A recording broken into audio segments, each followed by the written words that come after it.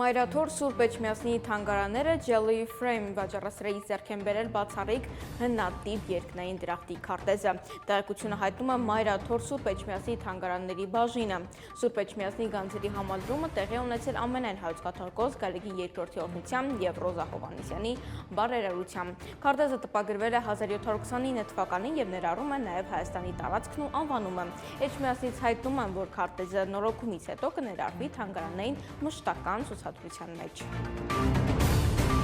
Երևանի ավտոբուս ՓԲ մամուլի խոսնակ Գեղամ Ասատրյանը Facebook-յան էջում անդրադարձել է հանգստյան օրերի մամուլում տարածված տեսանյութին, որտեղ վարորդեղեկին ոչ պատշաճ դիրքով էր։ Ուզում եմ հայտնել հետևյալը. տեսանյութը նկարահանվել է թիվ 23 երթուղին սպասարկող հանրային տրանսպորտում։ Վարորդն այսօր ազատվել է աշխատանքից, գրել է նա։ Փաստաբան Ռոման Երիցյանը Արցախի նախագահ Սամվել Շահրամանյանի անունից դիմել է դատական պաշտպանության ընդդեմ 9-րդ դասարանի Հայաստանի պատմություն դասագրքի հեղինակների, ԿԳՄՍ նախարարության եւ պատասխանատու այլ անձանց։ Երիցյանը Facebook-ի իր էջում հրապարակել է հայցի եւ հայցի ապահովման միջնորդության եզրափակիչ մասերի բովանդակությունը։ Խնդրում ենք պարտավորեցնել պատասխանողներին եւ հերքել ԼՂՀ հայաթափումը ենթավերնագրի տակ արտացոլված տեղեկությունը, թե ԼՂՀ նախագահը ստորագրեց ԼՂՀ-ն լուծարելու հրամանագիրը, ասված է պահանջում։ Հայցում նշված է, որ բնակչության ոչնչացման եւ սպանդի վտանգը հաշվի առնելով Արցախի տեղեկատվական շտաբի էջով տարածվել է հայտարարություն Արցախը լուծարելու մասին, թե նման հրամանագիր չի եղել։ Ռուանդական հանրահայտ Մորյոքսքից խմբի երեխաները օրերս հարսնակար համալիրում հանդես են եկել համերգային շոու ծրագրով։ Խմբի ինստագրամյան էջում հրապարակվել է համերգից մի հատված, որտեղ երևում է, թե ինչպես են երեխաները հայկական ազգային տարազախակին պարում։ Ավելի վաղ նրանք արդեն շրջել են Երևանի տեսարժան վայրերով եւ տեսանյութեր նկարել այդ վայրերից։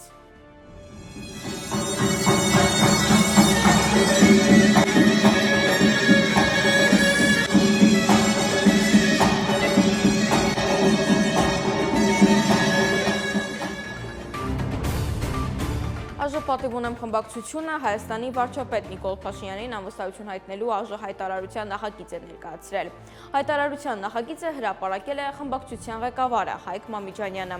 Հայտարարությունը մասնավորապես նշում է, որ Նիկոլ Փաշինյանի ղեկավարած կառավարությունը ոչ միայն չի կատարել իր պարտականությունները, էականորեն շեղվելով իր իսկ ներկայացրած եւ խորհրդարանական մեծամասնության հավանությանն արժանացած կառավարության ծրագրից, այլև չի կարողացել արդյունավետորեն արձագանքել Հայաստանի Հանրապետության առջև ծառացած մարտահրավերներին։ Խմբակցությունը նաև կոչ է անում բոլորին, ովքեր հավատում են Հայաստանի Հանրապետության ապագային, միավորվել իշխանափոխության այս պահին ամենաիրատեսական եղանակին, վարչապետին անվստահություն հայտնելու գործընթացի շուրջ։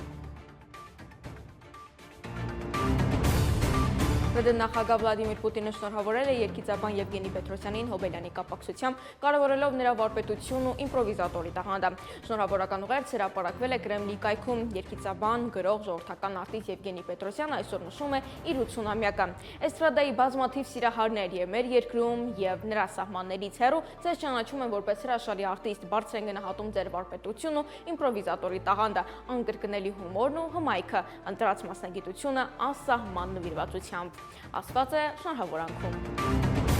Ռուսաստանն ուրախ կլիներ հայ կատարողների տեսնել ինտերտեսիլում։ Երևանը տեղյակ էր մրցույթի անցկացման մասին, այս մասին հայտարարել է ՌԴԱԳՆ ղեկավար Սերգեյ Լավրովը։ Հայաստանը դեռևս չի հաստատել իր մասնակցությունը ինտերտեսիլին, իսկ Ադրբեջանը հրաժարվել է նախնական հայտից։ Մրցույթին ավելի քան 20 երկիր կմասնակցի։ Մեր հայ բարեկամները քաջատեղյակ էին մրցույթի մասին եւ այն հարցը, թե ինչու մասնակիցների մեջ հայկական մշակույթի ներկայացուցիչներ չկան, մեծ չէ որ պետք է տակ, ասել է Լավրովը, նշելով, որ ակնկալում են, թե ինտերտեսիլը կդառնա ամենամյա։ Ինտերտեսիլը միջազգային երաժշտական մրցույթ, էստրադային երգի մրցույթ է, որը կազմակերպել է ռադիոհեռարձակման եւ հեռուստատեսության միջազգային կազմակերպությունը։ Զագրեբում կայացած աշխարհի 2025 թվականի առաջնության բրոնզե մեդալը Հայաստանին բերած ազատ ոչի միշտ Արսեն Հարությունյանը վստահ է, որ դեռ կնվաճի աշխարհի առաջնության ոսկին։ Այդ մասին մարզիկը գրել է Facebook-յան էջում, օրեր անցան, լեցուն դժվար գիշերներով, քրտինքով ու ցավով, բայց այդ ամենը ճանապարհի մի մասն է, այսօր այդ օրերը մնացին ետևում։ 4-րդ անգամ նվաճեցի բրոնզը, բայց գիտեմ, ամեն ինչ դեռ առջևում է։ Ես հանձնվողներից չեմ, իմ ճանապարհը տանում է դեպի ոսկին, գրել է նա։ Սեպտեմբերի 15-ին Հարությունյանը իր կարիերայում 4-րդ անգամ դարձավ ազատ ոչի մշամարտի աշխարհի առաջնության բրոնզե մեդալակիր։ Համաշխարհային համակարգը խորը փոփոխությունների փուլում է եւ այլևս չեն գործում ոչ Վեստֆալյան համակարգը, ոչ 19-րդ դարի ուժերի հավասարակշռությունը, ոչ Սառը պատերազմի գաղափարախոսությունը, ոչ լիբերալ կարգը։ Այլընտրանքային նախագծեր խումբը ներկայացրել է Հայաստանի նախկին նախարար Արա Այվազյանի հոդվածը։ Այվազյանը հոդվածում տարբեր օրինակներով արձանագրել է, որ այսօր ձևավորվել է նոր մասնատված աշխարհակարգ, որտեղ գաղափարախոսությունը, իրավունքն ու համընդհանուր արժեքները փոխարինվում են անվերահսկելի ուժով եւ շահով։ Հիշեցրել է, որ Հայաստանի ներկայիս ղեկավարությունը նոր ուղի է որդեգրել, հիմնված է խաղաղության դարաշրջանի գաղափարի վրա, որը ենթադրում է ներքին բարեփոխումների, ինչպես նաև ազգային մտածելակերպի վերաձևավորման արդյունքում երկարատև խաղաղության պայմանների ստեղծմանը։ Նախկին արտգործնախարարը նաև նկատել է, որ պետությունները կործանվում են իրենց պաշտպանելու անկարողությունից։ Ոչ մի հռչակագիր, ոչ մի ստորագրված փաստաթուղթ ըստ Արա Այվազյանի չեն կարող փոխարինել կենսական գործառույթի ուժային բաղադրիչին։ Ռուս հարսնացուն անակնկալ էր պատրաստել իր հայփեսացուի համար։ Աղջիկը ԶԱԳՍ-ի արարողության ժամանակ հուզված կարդում էր իր հայերեն նամակն ու վստահեցնում, որ лав կին ու լավ մայր կլինի։ Այս քայլից հուզվել էր թե փեսացուն, թե ներկա գտնվողները։ Сиралис, դու իմ կյանքս։ Любимый, ты моя жизнь. Ես ուզում եմ միշտ քեզ հետ լինել։ Я хочу всегда быть с тобой. Ես շատ եմ սիրում քեզ։ Я тебя очень люблю. Կստանամ եմ ես կլինեմ լավագույն կին քեզ համար։ Եվ մայրը մեր ապագա փոքրիկների համար։ Обещаю, я буду лучшей женой для тебя и мамой для наших будущих малышей.